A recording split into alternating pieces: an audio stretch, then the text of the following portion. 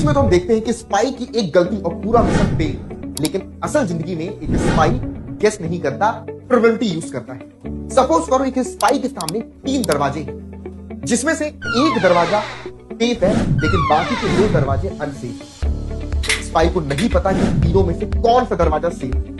वो रैंडमली किसी एक दरवाजे को खोलने के लिए आगे बढ़ता है। तभी अचानक से उसको एक क्लू मिलता है। उसको एक दरवाजा ओपन हो जाता है जो कि अनसेफ।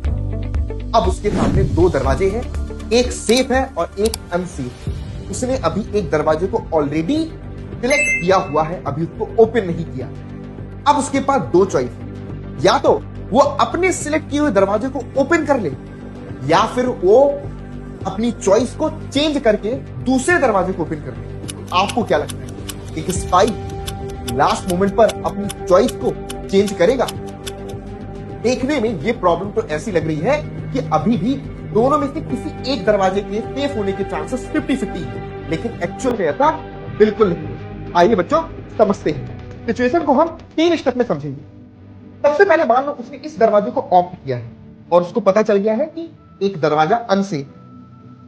अब अगर वो अपनी चॉइस को चेंज कर देता है तो वो सेफ दरवाजे से अनसेफ दरवाजे की ओर बढ़ जाएगा, जिस वजह से वो मिशन को लूज कर देगा, यानी कि वो फेल हो जाएगा। बट सेकंड केस में अगर उसने इस दरवाजे को ऑफ किया है और उसको पता चल जाता है कि ये दरवाजा अनसेफ है, तो इस मोमेंट पर अगर उसने अपनी चॉइस को चेंज किया तो वो अनसेफ दरवाजे से सेफ दरवाजे की तरफ मूव कर जाएगा और वो मिशन को जीत जाएगा। तीसरे केस में उसने इस दरवाजे को ऑफ किया है और उसको पता चल गया कि ये दरवाजा अनसेफ है। अब अगर वो अपनी सिचुएशन में अपनी चॉइस को स्विच करता है तो वो अगेन अनसेफ डोर से सेफ डोर की तरफ स्विच कर जाएगा और वो मिशन को जीत जाएगा।